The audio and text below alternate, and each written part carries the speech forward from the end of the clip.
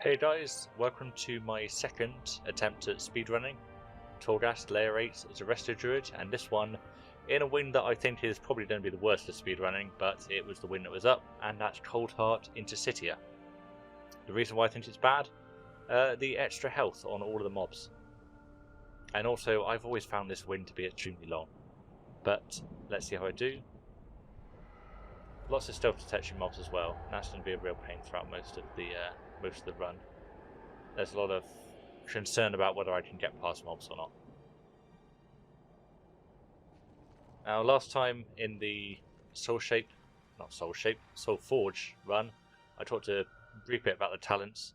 So I'm Feral Affinity here over Balance Affinity, just because you have a stronger toolkit for soloing at the start. I think the only other main thing to go for, obviously Heart of the Wild, which still on cooldown, which probably was a mistake. Probably should have started the run when it was available to use at the start.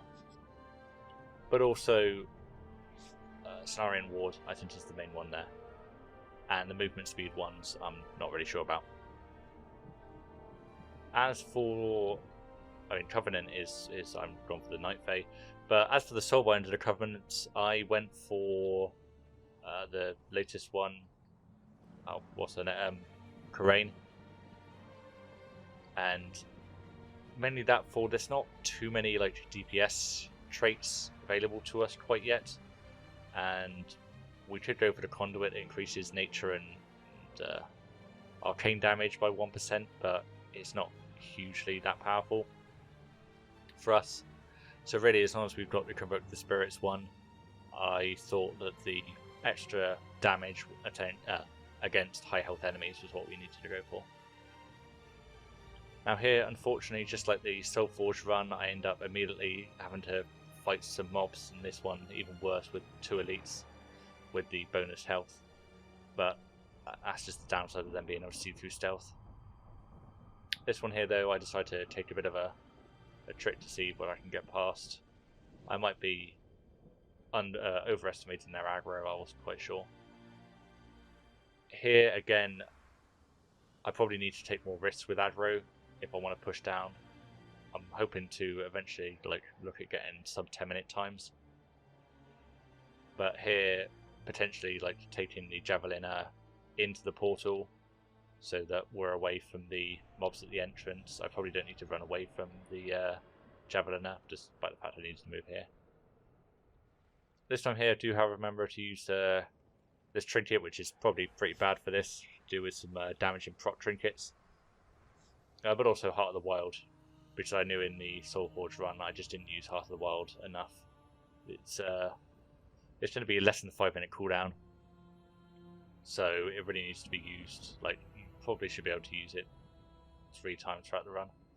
Taking my favourite of the anima powers there, the Circlet of Weeds, which also does remind me that the legendary in question that's used is Circle of Life and Death, because it's just the highest DPS legendary. And we're actively running 4 dots on all of our targets, so yeah, that's our main focus.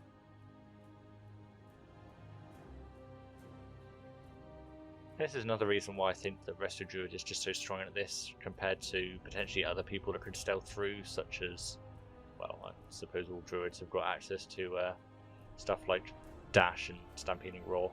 I'm a Worgen, so I also have Dark Flight. But compared to a Rogue, who's just probably not got as much movement speed options, they probably got more passive movement. Cat has a lot of good passive movements as well.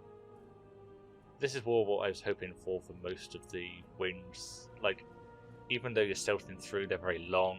The Coldheart Intersitia, combined with the extra health, not stealth, on mobs, just makes everything so long.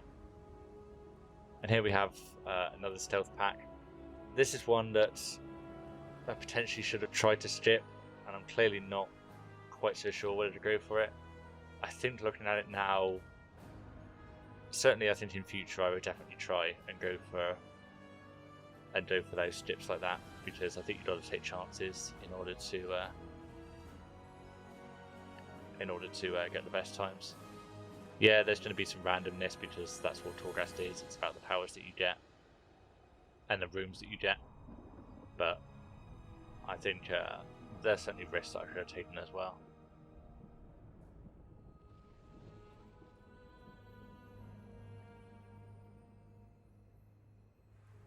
And in fact, I had completely not twigged, probably because I've run Twisting Corridor so much recently, and I end up just not actually running Heart of the Wild and instead use Mass Entanglement, because you get the permanent Heart of the Wild anyway. That Heart of the Wild is resetting, so there you go, I've learned something new by watching this. So, me saying that I can use it 3 times throughout the run, no, I should be able to use it 5 times throughout the run. So, there we go, that's a lesson learned. I probably didn't even realise this during the run itself, because I'm fairly certain I probably only used it twice. And again, not really starting combat in stealth. Just these little mistakes. I'm just so used to sort of pulling stuff at the start with Sunfire and Moonfire. But I mean, I was so close there was no need to do the Sunfire Moonfire pulling to get the extra damage in at the start. The stealth rate was probably worth more. I think when you're so far away from your target, just having Sunfire and Moonfire while you run to each other is going to be better than just popping up the rake. Plus it gets those dots rolling. But here, starting so close, I definitely should have started in stealth. And yeah, definitely not spotting Heart of the Wild.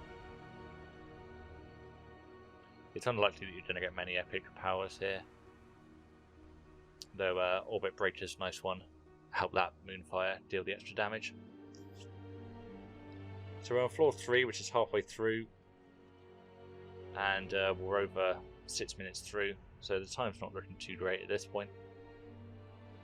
Again, I'm still not quite sure whether opening the cages is worth it. Whether I'm going to get more from the one stat. Or the opening time to open the cages. But this way I felt they're efficient and they don't consume too much time, and making sure that I don't wipe to the last boss is pretty important. So here there's nothing really of value to mastery, don't really want that, but we do get a very good anima power here. So while the movement speed might seem bad, if we're not dealing damage or healing ourselves because we're not intending to get into combat, then it's no harm. And 50% extra damage is going to be a real lifesaver, particularly on the last boss. We haven't got a huge amount of anima powers, so one that just flat out increases our damage by 50% is going to be extremely helpful. Now, here we've had a look at the map beforehand to see which way we need to go. And this one looks on the shorter side. I think pretty lucky on floor 4. Considering how long some of these have been, particularly the first 2. This one here is extremely quick.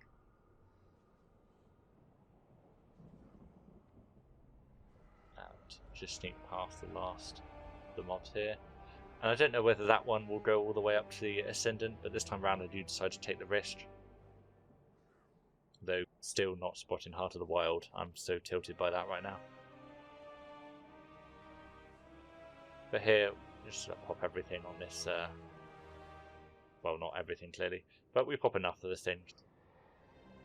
And here I can just see, patrol is just coming up. But luckily the patrol does stop before it aggroes us, so their aggro radius is really small. Grab the damage reduction, because less damage taken equals more time dealing damage.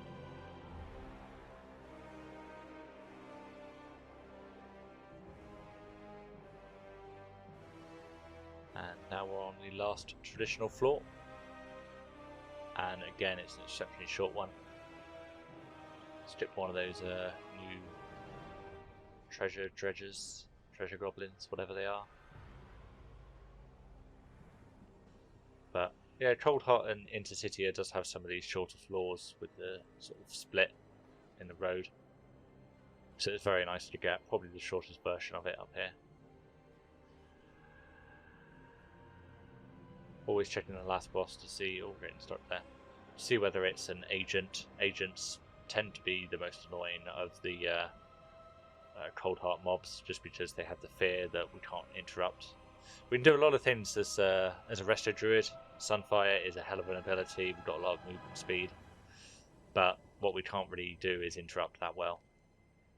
And that's why the terror is so bad on the agents. But luckily we didn't run into any end of the win agent bosses, which is another extremely helpful thing.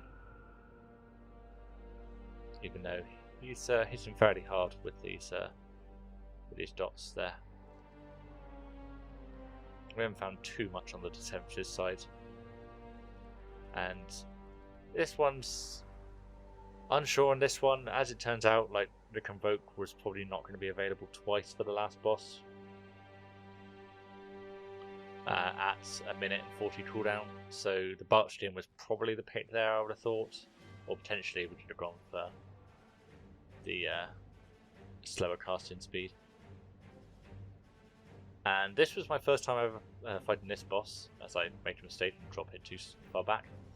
And I look at him beforehand and see that he's got the same buff as the Gorm, so we just need to hit him 6 times. So we just throw out the Moonfire and Sunfires for that. But I wasn't quite sure what abilities he had. I'm here sort of kiting him, and unfortunately he has this stun, which clearly doesn't care whether you're in melee range or not.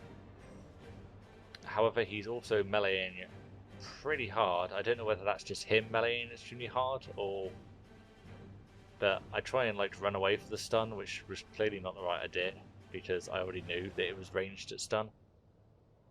And I don't know whether he's vulnerable to stuns himself. Some of these bosses aren't. But I could potentially have stopped that heal. I'd have to look into that if I ever end up fighting him again. As I say, this is the first time I've ever fought him, so I've not tried.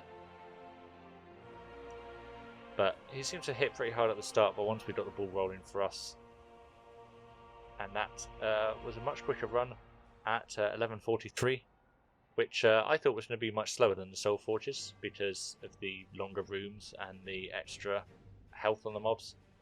But I think just a lot of the improvements, still much more room to improve. I want to try and get sub 10 minutes. But we improved by roughly a minute, so that's the real step in the right direction. Thank you very much for watching, and I hope to see you next time.